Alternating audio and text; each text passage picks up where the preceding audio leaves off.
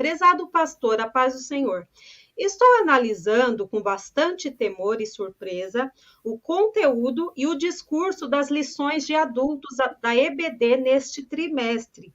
Eu posso estar equivocado, mas há uma enorme semelhança com o discurso adventista sobre a divisão da lei em moral e cerimonial, quando o que as escrituras parecem sugerir é que a lei é um corpo único e total. Mas como o senhor vê essa questão sobre a revista da EBD? Uhum. Bem, de maneira muito rápida, sem entrar no mérito do que escreveu o autor, eu creio que todos os princípios da lei foram transportados, aqueles que são, digamos, perpétuos, eles foram transportados para o Novo Testamento. E é importante frisar isso, porque senão nós teríamos de continuar a fazer sacrifícios, e esses sacrifícios estão inseridos naquilo que chamamos de leis cerimoniais. Nós teríamos de voltar a fazer sacrifícios, teríamos de tomar certas medidas que, embora fossem medidas válidas para aquela época, mas medidas que hoje não fazem sentido na nossa realidade, correto? Então, a gente tem que pensar nesses termos. Os 10 mandamentos, inclusive os 10 mandamentos, são pormenorizados por Moisés em Deuteronômio. Deuteronômio é a pormenorização dos 10 mandamentos. Eles são perpétuos. E eu diria que as demais leis, mesmo as leis morais, mesmo as leis, digamos, cerimoniais, mesmo as leis civis, mesmo as leis sociais, mesmo as leis de higiene, elas derivam dos 10 mandamentos. Então, como é que eu trato? Eu trato da seguinte maneira: mesmo nessas leis, há princípios que podem ser aplicados à vida espiritual. E, sobretudo, princípios na área da pureza. O que não se pode é fazer como fazem os adventistas e trazer esses pontos como pontos essenciais à salvação. Isso é claro na fé adventista. É só ouvir os programas dele que você vai perceber, inclusive valorizando a Ellen G. White quase que no mesmo nível da pessoa de Jesus. Correto? Agora, você pode extrair, digamos, os ensinos práticos, não é? E trazer para a realidade de hoje. Por exemplo, vamos pensar aqui em higiene. Né? Por que é que Deus proibiu uma série de animais, né? Sem entrar no mérito aqui ao povo de Israel? Uma razão básica de saúde e higiene. A Bíblia diz que foram 600 homens que saíram do Egito. 600 mil homens que saíram do Egito.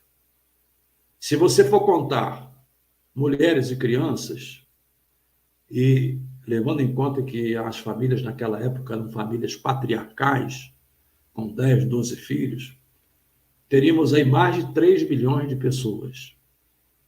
Imagina esse povo todo atravessando o deserto e tendo problemas sérios de saúde por causa do tipo de comida que comeram. Então, foi uma atitude preventiva e, nesse sentido, é válido. Por exemplo, eu precisei, e estou num processo de reeducação alimentar, para evitar a progressão da diabetes, que deu um sinal, e já procurei os meios, não é? Eu joguei 12 quilos fora, já vou indo para 13 quilos nos últimos 3 meses, mas fazendo uma reeducação alimentar. Então, nesse sentido, o problema é quando se transpõe isso para hoje, com essa característica de adendo à obra realizada por Cristo no Calvário. Agora, como uma prática social, de saúde, de higiene, né, nós aprendemos isso hoje. Não é? Quais são os melhores alimentos que você deve comer?